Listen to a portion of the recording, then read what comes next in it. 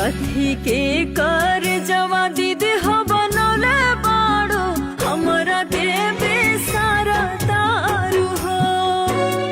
कथी के कर जवा दीदी हो बनौले बाड़ो हमरा के बेसारा तारू हो। उसके चाटैया बहिन हो बैठल बानी तोहरा के बैठवल बानी हो।